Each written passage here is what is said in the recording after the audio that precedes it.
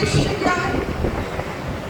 आप कभी हरिद्वार गए होंगे और हरिद्वार में हर की पैड़ी गए होंगे, देखा होगा जहाँ जल का तेज प्रवाह है, जहाँ बहुत फ्लो में है वाटर, गंगा जल, जहाँ जल का तेज प्रवाह है वहां पर जंजीरें लगी हुई हैं।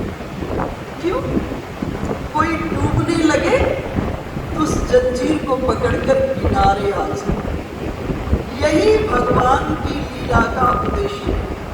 जब इस संसार में आकर के काम, क्रोध, लोभ, मोह, अहंकार, ईर्ष्या, द्वेष और मद मात्सर्य के तेज प्रवाह में बहने लगो तो भगवान की किसी लीला रूपी जंजीर को पकड़कर किनारे पर आ जाओ। ये भगवान की लीला का उद्देश्य है। देखो, जब क्रोध आता है तो पता तो चल जाता है, हम आपको गुस्सा आता है तो पता तो चल जाता है ना कि गुस्सा आ गया। तो उस समय इस युक्ति का उपयोग करने की आवश्यकता। जब हम में क्रोध आ गया, जब हम में लोभ आ गया, जब हम में मोह की वृत्ति आ गई, जब हमारे भीतर में ईर्ष्या द्वेष की वृत्ति आ गई, अनेकों प्रकार के संसार में की वृत्तियां भीतर में चलती रहती है। देखो, अगर आप अध्यात्म को जानते हो तो एक बहुत बड़े सिद्धांत को जानना होगा। इस संसार में ना तो कोई बहुत अच्छा है और ना ही कोई बुरा है। फाइनली इस डेस्टिनेशन पर पहुंचोगे तो ब्रह्म साक्षात्कार। अच्छे से अच्छा व्यक्ति बुरा हो सकता है कब? जब उसका तमोगुण ऊपर आ जाता है और जब उसका सतोगुण नीचे चला जाता है। बुरे से बुरा व्यक्ति अच्छा हो सकता है जब उसका सतोगुण ऊपर आ जाता है और तमोगुण नीचे चला जाता है। अर्थात इस जगत में त्रिगुण का खेल चलता है। परंतु जो भगवान के साथ मिल जाता है, भगवान अर्जुन को यही तो कहे श्रीमद् भगवद गीता। भगवान ने कहा, सुनो अर्जुन, त्रैगुण्या विषया वेदा नैस्त्रैगुण्यो भव अर्जुन। अर्जुन, 3 गुण वेद का विषय है। सतोगुण, रजोगुण, तमोगुण ये वेद का विषय है। लेकिन मैं तुमको कहता हूं, तुम इन तीनों से ऊपर उठो। ऐसा करो, तुम मेरे गुणों में आ जाओ। भगवान ने कहा, नैस्त्रैगुण्य भव अर्जुन। अर्जुन, तुम तीनों गुणों से ऊपर उठो और मेरे गुणों में आ जाओ। अर्जुन ने पूछा, प्रभु आपके गुणों में आ गया तो आप क्या करोगे? हम लोग का तो सीधा इस जगत में रहने वालों का यही तो, हमारा का यही तो व्यवहार है। तो पूछा कि अगर आपके गुणों में आ ही गया तो आप करोगे क्या? भगवान ने बड़ा प्यारा जवाब दिया। भगवान ने कहा, निविष्यसि मय्येव अतः ऊर्ध्वं न संशयः। अर्जुन, फिर मैं तुम्हें किसी लोक में नहीं रखूंगा, तुम मुझ में ही निवास करोगे और तुम मेरे ही समकक्ष आनंद की अनुभूति करोगे। इसलिए हम आपको अगर ब्रह्म के समकक्ष आनंद की अनुभूति करना है तो हमको क्या होना पड़ेगा? त्रिगुणातीत होना पड़ेगा। यथा से आप परिचित हो, थोड़ा सा विषय को थोड़ा सा कंपेरेटिव अकाउंट में लाती हूँ। जिस समय पार्वती जी के सामने में पार्वती जी का भी जन्म हुआ है, थोड़े ही हुआ है, समय हुआ है, और देवऋषि नारद आते हैं। और देवऋषि नारद से हिमवान कहते हैं कि मेरी पुत्री के भविष्य का हस्तरेखा देकर वर्णन करो। तो देवऋषि नारद कहते हैं, आपकी पुत्री त्रिभुवन वंद्या हो, पूरा संसार आपकी पुत्री की वंदना करे, अनन्य रूपवती हो। और इसका चिंतन करके जगत की जो स्त्रियां हैं वो पातिव्रत धर्म का पालन करें। लेकिन तुम्हारी पुत्री का जो विवाह है ना, वो किसी किसी राजा के साथ नहीं होगा, राजराजेश्वर से नहीं होगा। इसका विवाह किससे होगा? अगुण अमान मातु पितुहीना, अगुण अमान मातु पितुहीना, जो उदासीन संशय सब छीना, जोगी जटिल अकाम मना, नगन अमंगल वेश। तुम्हारी पुत्री का जिससे विवाह होगा वो कैसा होगा? अगुण। साधारण अर्थ क्या है? जिसमें कोई गुण नहीं, ये साधारण अर्थ है। लेकिन विशेष अर्थ क्या है? जो त्रिगुणातीत है, जो तीनों गुणों से ऊपर है। अमान साधारण अर्थ है जिसका कोई मान नहीं करता, लेकिन विशेष अर्थ है जिसे किसी से मान की अपेक्षा है। राजा तो वही है ना जिसको किसी से कुछ अपेक्षा नहीं। और अगुण अमान मातु पितुहीना, साधारण अर्थ है जिसका कोई माता पिता नहीं, लेकिन विशेष अर्थ क्या है? जो पूरी सृष्टि का माता पिता है। इसी तरह से भगवान ने अर्जुन को कहा, सुनो अर्जुन, तुम तीनों गुणों से ऊपर उठो और मेरे गुणों में आ जाओ। और जब तुम मेरे गुणों में आ जाओगे तो तुम्हें मैं कहीं अन्य किसी लोक इत्यादि में नहीं रखूंगा, तुम मुझ में ही निवास करोगे, तुम मेरे ही समकक्ष आनंद को प्राप्त करोगे। तो जब हम इन तीन गुणों के भीतर में उलझ जाते हैं, सतोगुण रजोगुण तमोगुण, जब हम कहते हैं ना ये व्यक्ति सतोगुणी है, जब हम कहते हैं किसी को एक्सप्रेस करते हैं कि ये बड़ा सतोगुणी है, तब भी उसमें 90% सतोगुण होता है, 7% रजोगुण होता है और 3% तमोगुण होता है। और ये जो 3% तमोगुण है ना, ये इतना शक्तिशाली है, कब 90% तो नीचे पटक पता नहीं चलता कब पटक। इसका बड़ा सुंदर उदाहरण दिखता है मानस में केकई अम्बा। केकई अम्बा रोज अपने कुलदेव भगवान रंगनाथ की पूजा करती है और पूजन करने के बाद एक ही वरदान मांगती है, क्या? अगले जन्म में राम और सीता मुझे पुत्र और पुत्र वधू के रूप में प्राप्त। रोज यही वरदान, पूर्ण सतोगुणी। लेकिन जैसे ही मंथरा ने आकर के समाचार दिया ना कि कल राम का राज्याभिषेक, प्रसन्न हो गई मंथरा, गले से मणियों की माला निकाली, प्रसन्न हो गई केकई, और प्रसन्न होकर गले से मणियों की माला निकाल के मंथरा के गले में डाल दी। मंथरा ने कहा, महारानी जरा विचार करो, मैं तो कल भी दासी थी, आज भी दासी हूँ और कल भी दासी हूँ, पर अपने बारे में विचार करो।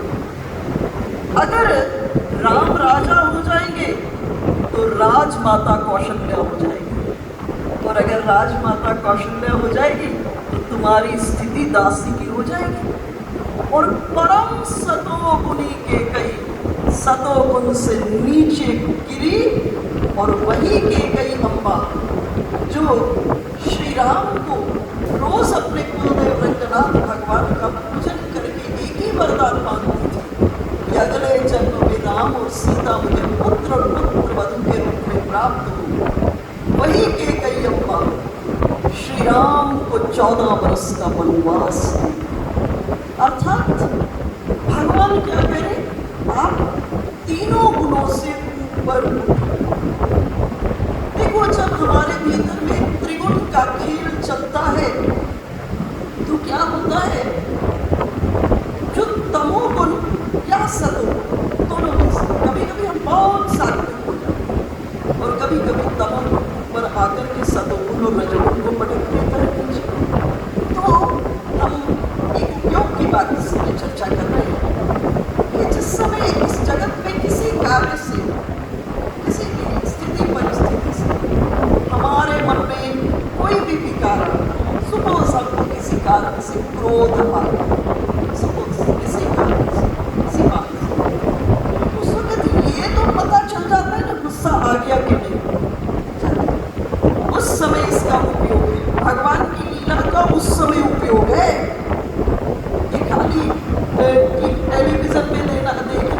कथा सुनने के लिए नहीं है, ये प्रायोगिक यूज है हमारी कथा का।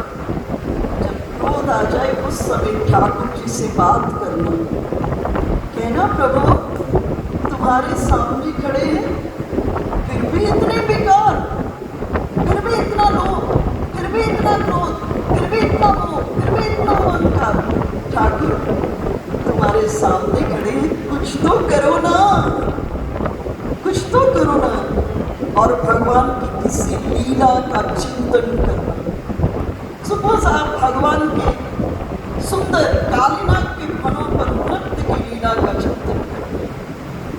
कहो प्रभु जिस कालीनाग के 1000 फनों से विष उगलता था, जब उसने आपका दर्शन किया ना, उसके मन में भी भाव जन्म लिया कि प्रभु इन 1000 फनों से जिससे मैं विष उगलता हूँ, उससे मैं आपका नाम लेना प्रारंभ करती हूँ, उसके भीतर में भी ये वृत्ति जन्म लेगी। तो ठाकुर हम तुम्हारे सामने में खड़े हैं, अब ऐसा करें जैसे कालीनाग के फनों पर आप ताता थैया थैया करके नृत्य कर रहे थे, उसी तरह मेरे हृदय के सिंहासन पर आकर के दाम लीला नृत्य करो और भगवान की कालीनाग की लीला का चिंतन करना प्रारंभ करो। तो आप तुरंत क्या देखोगे, तुरंत, मेरी बात नहीं मानना, करके देखना, तुरंत देखोगे हृदय पर ठाकुर जी आकर बैठे तुरंत, और नीचे से क्रोध विदा हो। और ये लीला का चिंतन अगर हम होश में ईमानदारी से 30 बार रिपीट कर ले जीवन में, तो मैं गारंटी से गारंटी से मेरा अनुभव है कि क्रोध सदा सदा के लिए विदा हो जाएगा। हम क्या हो जाएंगे, हम प्रेममय हो जाएंगे। देखो इस जितने भी इस जगत के भीतर में कई बार क्या करते हैं, हम अपनी ही गलती दूसरे के ऊपर डाल देते। हम ऐसा कहते हैं, तुमने ऐसा कह दिया था ना इसलिए मुझे क्रोध आ गया। व्यवहार की दृष्टिकोण में हम सब यही बात कहते हैं, भाई तुमने ऐसा कह दिया था इसलिए हमको गुस्सा आ गया। और ये जहाँ कहीं कुछ ऐसी प्रॉब्लम्स होती है तो दूसरे को स्पेसिफाई भी इसी बात से करता है, देखो तुमने गलत कहा था इसलिए। परंतु एक सत्य बात आपको समझा दो, दूसरा सिर्फ आपके मटके को हिलाता है,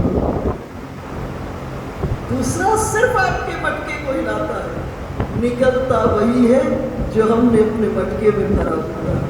मैं यहाँ पर 5 मटके रखती हूँ, एक में दूध, एक में दही, एक में जल, एक में घृत, एक में अन्य कोई वस्तु। अब आप इसको हिलाइए, जिसमें जो भरा होगा वही तो निकलेगा। तो इस त्रिलोकी में भगवान ने किसी को सामर्थ्य नहीं दी है कि वो आपके भीतर में क्रोध पैदा कर सके, किसी को सामर्थ्य नहीं दिया। सिर्फ दूसरा व्यक्ति हमारे मटके को हिला देता है। अब इसका प्रायोगिक यूज क्या है, इसका प्रायोगिक जो आप विषय को समझिए, ये श्रीमद् भागवत का विषय है, ये श्रीमद् भागवत का विषय है। गोपियों के हृदय में हम गड़बड़ी क्या करते हैं, ये जो काम, क्रोध, लोभ, मोह, अहंकार, ईर्ष्या, मदमात्सर्य है, ये जितने विकार हैं, ये कहाँ जन्म लेते हैं, कहाँ जन्म लेते हैं, हृदय में जन्म लेते हैं।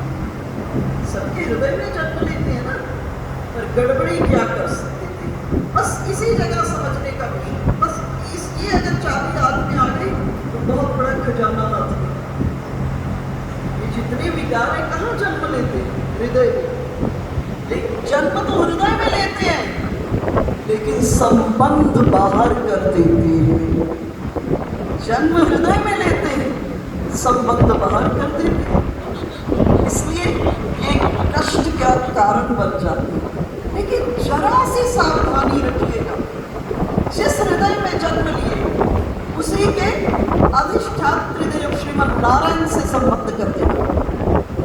जिस हृदय में जन्म लिया ना, उसी के अधिष्ठात्री देव श्रीमन नारायण से संबंध कर लेना, ये विकार परम मुक्ति देने वाले हो जाएंगे। श्रीमद् भागवत में एक बड़ा श्लोक आता है, गोप्य कामात् भयात् कंसो द्वेषात् चेत्यादयो ध्रुवा संबंधात् कृष्णयो स्नेहात् यूयं वयं भट्टा। कहे गोपियों में काम जन्म लिया, लेकिन गोपियां बड़ी सजग थी। उन्होंने काम का संबंध किसी सांसारिक पुरुष से नहीं किया। जिस हृदय में काम जन्म लिया उसी के अधिष्ठित हृदय श्रीमन नारायण अर्थात श्री कृष्ण से संबंध कर दिया। और आज गोपियों की प्रीति की लीला को एक युग के बाद भी हम गाते हैं। और भागवत महापुराण में इसकी फलश्रुति क्या है? इसकी फलश्रुति है भागवत महापुराण में, जो मध्य रात्रि में रास पंचाध्यायी के 5 अध्यायों का पाठ करता है। जो मध्य रात्रि, दो चीज उसको नहीं होगा, उसके जीवन में कभी काम नहीं होगा और उसको कभी हृदय रोग नहीं होगा। ये भागवत महापुराण की फलश्रुति है। तो गोप्य कामात् भयात् कंसो, कंस को बड़ा भय लगा, बड़ा सजग था, किसी सांसारिक पुरुष से इस भय का संबंध नहीं किया। जिस हृदय में जब भय जन्म लिया उसी के अधिष्ठान हृदय श्रीमन नारायण से संबंध कर। भरी सभा में श्री कृष्ण ने कंस को मुक्ति दे दी और कंस में से एक ज्योति निकली और श्री कृष्ण में समा गई। इस जगह युधिष्ठिर जी ने देवऋषि नारद से प्रश्न किया और पूछा, देवऋषि क्या आपके ठाकुर गाली देने वाले पर प्रसन्न होते हैं? तो देवऋषि नारद ने कहा, धर्मराज कितनी बार आपको समझाऊं, वो ठाकुर पारस हैं। पारस के संपर्क में कोई लोहे का कण आता है ना, तो पारस उस लोहे के कण से ये प्रश्न नहीं करता कि तू साधु के घर का है या तू असाधु के घर का। पारस का स्वभाव है, जैसे ही लोहे का कण उसके संपर्क में आता है वो सोने में बदल जाता है। हम कैसे से ठाकुर जी को कुछ लेना देना, कुछ लेना देना। मैं आपको बहुत क्लाइमेक्स की बात कह रहा हूं, परंतु एक काम में सावधानी रखिएगा, जैसे हो कैसे हो इससे प्रभु को कुछ लेना देना, और जैसे हो वैसे के वैसे अपने आप को ठाकुर जी से जोड़ लो। कैसे हो इससे कुछ लेना देना, परंतु जैसे हो वैसे के वैसे प्रभु से ठाकुर जी अपने को जोड़ना। और जैसे ही जुड़ोगे वो पारस है और हम भी स्वर्ण में परिवर्तित हो जाए। बस ये सावधानी रखिए, पर यहीं पर गलती हो जाती है हमसे। हम प्रभु के सामने में खड़े होते हैं, अभी बड़े सांसारिक कामनाएं पड़ी है, अभी बड़ी वासनाएं पड़ी है, अभी बड़ा लोकाचार पड़ा है, अभी बड़ा लोक में उलझने को मन तड़पता है। और हम प्रभु से क्या कहते हैं? प्रभु भक्ति दो ना। वो क्या ना झूठ, सोच रही है कोई ईमानदारी की बात तो है, तो झूठ हो गया। हम चाह तो ये रहे और ऊपर में कह रहे प्रभु आपको भक्ति। अरे भाई ईमानदार होकर तो प्रभु सामने में खड़े, ध्यान से देखो, बड़ी कामनाएं पड़ी है, बड़ी वासनाएं पड़ी है, बड़े लोकाचार है, बड़ी लोक में उलझने को मन तड़पता है। ठाकुर ऐसा करो, मेरी इस वासना को या तो पूर्ण करके मुझे सदा सदा के लिए अपने चरणों में जोड़ लो, या मेरी इस वासना से मुझे सदा सदा के लिए निवृत्त कर दो। देखो प्रभु, ध्यान से देखो, और तेरी एक निगाह की बात है, तेरी एक निगाह की बात है और मेरी जिंदगी का सवाल है। एक बार प्रभु तुमने देख दिया तो मैं सवर गई। बस एक बार भरी आंखों से प्रभु तुम हमको देखो। भाव से भरकर कह दिया, आपके भाव को ही प्रभु पावड़ा बनाएंगे और पावड़ा बना करके बैकुंठ से उतर करके तुम्हारे सामने के आनंद रस को फहरा देंगे। लेना देना नहीं है, बस जैसे ही। स्वामी जी की एक शिष्या अमृतसर में चांद बड़ी प्यारी है, तो मुझे कहती माता जी मैं तो ना पूजा करती करती ना आरती करते मुझे भूख लग जाती है, और मैं भगवान को कहती मैं थोड़ा मट्ठी खाया चाय पिया, तो मुझे बहुत अच्छा लगा। मैंने कहा चांद पक्का ईमानदार हो, मुझे जन्मों के बाद ऐसा ईमानदार आदमी मिला, तो बहुत ईमानदार, मुझे बड़ा अच्छा लगा तुम्हारी बात सुन। एटलीस्ट तुम खा के जब ठाकुर जी के पास बैठेगी तो पूरा पूरा बैठे, और तू आधी आधी होगी तो इधर से ठाकुर जी को देख रही होगी और उधर से ध्यान के अंदर कोई मट्टी और चाय घूम रहा होगा। इसलिए आप कैसे उससे कुछ ठाकुर जी को लेना देना नहीं है, वो अकारण करुणा वरुणालय है। इसीलिए तो प्रभु की नाम कहे गई है, जैसे थोड़ा कहे अकारण करुणा वरुणालय, हम सब कारण करुणा वरुणालय, हम सब कारण करुणा वरुणालय, लेकिन प्रभु कौन है? अकारण करुणा वरुणालय। वो नहीं देखता जीव कैसे, वो जानता ये मेरा ही अंश है, इसे मुझे ही सजाना है और इसे मुझे ही संवारना है, इसे मुझे ही लक्ष्य तक ले जाना है। बस इतनी सी बात कर दे, हम उसको अपना पूरा पूरा मान लें, हम पूरा पूरा मान लें।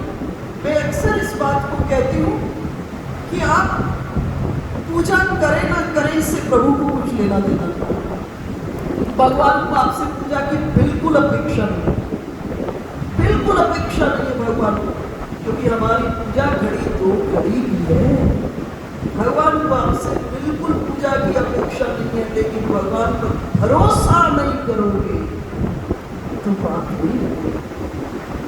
आप पूजा न करें लेकिन भरोसा पूरा करें।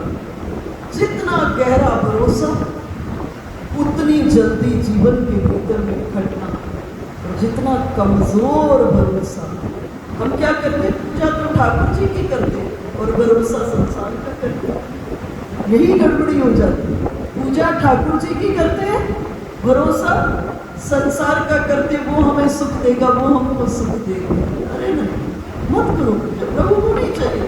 कभी ध्यान से देखना, सृष्टि में परमात्मा की निरंतर पूजा होती है, ध्यान से देखना, निरंतर आरती चल रही है 24 घंटे ठाकुर जी की। ये आकाश रूपी थाल में 2 दीपक जलते, दिन भर सूरज रूपी दीपक जलता है, रात भर चांद रूपी दीपक जलता है। सभी नदियों के जल घृत के रूप में, स्नेह के रूप में उसी की ओर बह रहे हैं। सभी पुष्पों की गंध, सुगंध उस परमात्मा की ओर जा रही है। जितने फलों से लदे हुए वृक्ष हैं, सब झुक झुक कर उस परमात्मा को प्रणाम कर रहे हैं। हमारी आपकी पूजा घड़ी 2 घड़ी की है, और उस परमात्मा की पूजा इस प्रकृति में निरंतर हो रही है। इसलिए पूजा से ऊपर का शब्द है भरोसा। अच्छा, पूजा का क्या अर्थ होता है?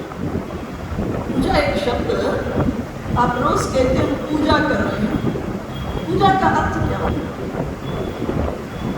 पूजा का अर्थ है कि आप आकार में उस निराकार को आमंत्रित करते हैं। परमात्मा निराकार, लेकिन उस निराकार को आकार के भीतर में आमंत्रित करते हैं। कहते प्रभु, हम तो तुम्हारे जैसे बड़े हो नहीं सकते, लेकिन तुम तो हमारे जैसे छोटे हो सकते हो, इसलिए बनो छोटे, इस विग्रह में प्रकट हो। इसलिए उस निराकार को आकार के भीतर में आमंत्रित करने की जो कला है, उसका नाम पूजा है। संधि विच्छेद करोगे तो पू जोड़ जा। पू का अर्थ होता है ऐश्वर्य, पू का अर्थ होता है लक्ष्मी, पू का अर्थ होता है सुख, पू का अर्थ होता है संपत्ति, और जा का अर्थ होता है वो विधि जिससे अंततः सुख, अंततः ऐश्वर्य, अंततः संपत्ति, अंततः लक्ष्मी और अंततः विजय की प्राप्ति होती है। उसे हम क्या कहते हैं? पूजा कहते हैं। इसलिए क्या करें? हमारे हर रहने में कबीर साहब से पूछा ना, क्या साधना करते? बड़ा प्यारा जवाब दिए, जो खाऊं सो भोग लगाऊं, जो चलूं फिरूं सो तेरी परिक्रमा। हम सोचते वृंदावन जाएंगे परिक्रमा लगाएंगे, हम सोचते मंदिर जाएंगे परिक्रमा लगाएंगे। तो कितनी बार जाओगे? आप यहाँ बैठे हो लोग, कुछ ऐसे लोग हैं जो 7 बरस बाद आए हैं। शोभा जी 7 बरस के बाद आई नहीं, 2008 में आई थी, है ना? तो आज कितना हो गया? मेरे ख्याल में 16 बरस हो गए, 2024 हो गया। 16 बरस के बाद आप आएंगे वृंदावन। कुछ ऐसे हैं महीना 2 महीना में आ जाते, कुछ 6 महीना में आ जाते। तो ये परिक्रमा तो निरंतर का विषय है। अब कैसे निरंतर परिक्रमा प्रभु की लगेगी, ये मैं आपको तरीका बता दूं। सब जमीन पर चलते हो ना, तो इस 5 साढ़े 5 फुट के शरीर में देखना चलने वाला कौन है। चलने वाला तो वही चेतन है, बाकी तो ऊपर में मसाला मिट्टी है। जब वो चेतन निकल जाता है तो मिट्टी पड़ी रह जाती है। अंदर में कौन है? चेतन। चलने वाला कौन है? चेतन। इसलिए जब जमीन पर चलते हैं तो 5 साढ़े 5 फुट के शरीर में चित्त की वृत्तियों का केंद्रीकरण उस चलने वाले पर कर देना। चित्त की वृत्तियों का केंद्रीकरण उस चलने वालों पर कर देना। जैसे ही चित्त की वृत्तियों का केंद्रीकरण उस चलने वाले पर हुआ तो क्या हुआ? हो गई परिक्रमा। जब भरत लाल जी चले चित्रकूट से जाने के लिए अवध से, तो कैसे चले? उनकी गति का आधार क्या था? भरत लाल जी चले, एक पांव रख कर रा और दूसरा मां, रा मां, रा और मां। और सबसे पहले चित्रकूट में कौन पहुंचे? भरत लाल जी को सबसे पहले श्री राम जी का मिलना हुआ, अर्थात जिसकी गति का आधार राम है। अब इस गति के आधार के लिए कोई बैठकर माला जपने की जरूरत मेरे विचार से तो नहीं है। बस होश में रहने की जरूरत है। किसकी जरूरत है? होश में रहने की जरूरत है। हम बेहोश हो जाते हैं, बड़ी जल्दी हम आप बेहोश हो जाते हैं इस संसार में आकर। कभी पद में, कभी मद में, कभी संबंधियों में और कभी व्यर्थ में बेहोश हो जाते हैं। इसलिए कुछ ज्यादा जरूरत नहीं, इतनी सी जरूरत है, होश में रहने की जरूरत है। एक छोटे से दृष्टांत से बात को पुष्ट करती हूँ। एक बार राजा जनक की सभा में एक गुरु ने अपने शिष्य को ज्ञान प्राप्त करने के लिए भेजा। तो शिष्य बहुत दूर से चल करके जब महाराज जनक की राजधानी में पहुंचा तो थक हार करके बहुत थक गया और बिल्कुल हूबहू महल के जो मुख्य दरबार था उसके सामने जाके थक कर बैठ गए। दृष्टि पड़ी महल के अंदर महाराज जनक सभासद नाना प्रकार से नृत्य गान वगैरह सब चल रहा था। तो सोचा शिष्य कि मेरे गुरु ने मुझे कहाँ भेज दिया, इस व्यक्ति से ज्ञान प्राप्त करूंगा, कहाँ भेज दिया मेरे गुरु ने। राजा जनक ने दूर से देख लिया, दौड़े हुए आए, कहे सन्यासी अब आ ही गए हो तो थोड़ा ठहर जाओ। आ ही गए हो इतनी दूर से चल के तो थोड़ा ठहर जाओ। सन्यासी भी सोचने लगा ये जैसा है रहे, मैं इतनी दूर से थक के आया हूँ, थोड़ा विश्राम ही कर लूं। राजा जनक सन्यासी को साथ लेकर एक कक्ष में पहुंचे, कमरे में पहुंचे।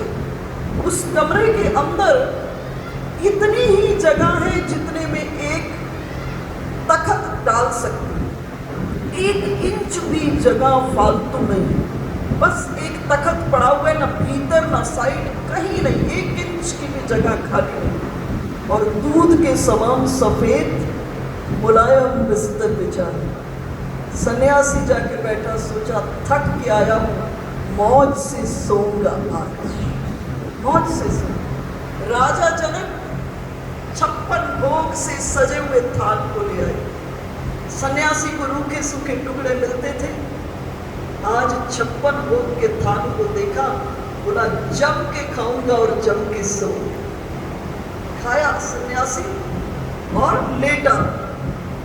जैसे ही सन्यासी लेटा और जाने लगे ना राजा जनक कक्ष से बाहर से दरवाजे को बंद कर दिया।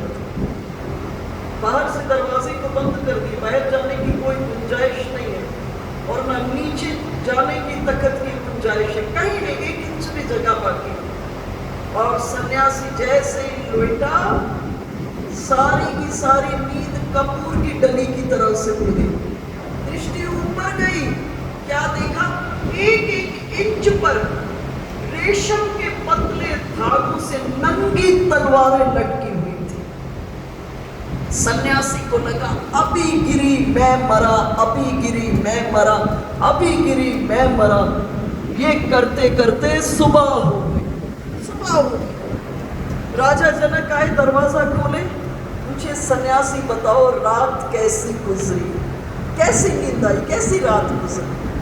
सन्यासी ने राजा जनक को कहा आप नींद की बात करते हो? आपने तो मेरी मृत्यु का आयोजन कर दिया था। राजा जनक ने कहा मेरी बात अभी हो सकती है, इसलिए मेरे एक प्रश्न का जवाब दो। तुम इतने मुलायम दूध के समान सफेद मुलायम बिस्तर पर सोए थे, नींद का सारी व्यवस्था थी तुम्हारे पास, भरपेट 56 भोग तुमने खाया था और पूरी रात सारी सब अनुकूलताएं होते हुए भी, सब अनुकूलताएं, भरपेट भोजन पेट में, दूध के समान सफेद मुलायम बिस्तर, नींद का पूरा आयोजन था और तुम एक क्षण न सो पाए। इसी तरह से सन्यासी महल के भीतर में सुरा सुंदरी सबका आयोजन था, लेकिन मैं एक क्षण को भी बेहोश नहीं होता। मेरे अंतर की चित्त की वृत्तियां सदैव परमात्मा पर दृष्टि लगाए रखती हैं, मैं एक क्षण को भी बेहोश नहीं होता हूँ। हम आपकी गड़बड़ी क्या है? हम बहुत जल्दी इस जगत के भीतर में बेहोश हो जाते हैं। आवश्यकता किसकी है? सजग हो, ज्यादा कुछ करने जैसा नहीं है। अरे हम आप कर ही क्या सकते हैं? कभी गहराई में जाना, क्या हवा को बना सकते हो? क्या पानी को बना सकते हो?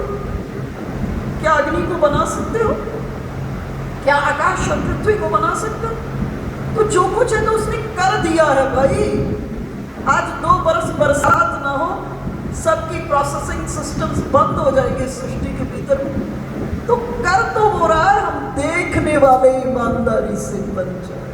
हुस्ने जहां फरेब की यह भी कोई अदा समझ, उस परमात्मा की प्रतिपल जो खेल रहा है इस सृष्टि में। हमारे यहाँ एक बड़ा सुंदर श्लोक है, हंतमग्रस्य धीरस्य, हंतमगरस्य धीरस्य खेलयो भोग लीलया, नवाही संसार कर्म मूढ़ा सस समानता। हंत कहते पोंछने को, इसको कहते पोंछने को। बोले एक दिन अपने आप को पोंछो पूरा और पोंछ के किनारे पर खड़े हो जाना और देखना उस परमात्मा की लीला, वो कैसे खेल खेल रहा। जिस दिन उसके खेल को देखने की कला हमको आ जाएगी जीवन के भीतर में, पूरी पूरी आ जाएगी, कभी तो होगा ही। हम उसके अंश हैं, उसी के पास जाना है, गुंजाइश तो कहीं और है नहीं जाने की, कभी तो होगा। पर मज़ा ये है कि अभी हो जाए, है ना? कभी तो होना ही होना है, इसके अलावा इस संसार में कोई गुंजाइश ही नहीं है। हम सब उसी से ही बुंद के रूप में टूटे हैं और हमने पुनः उसी में जा कर के मिलना है।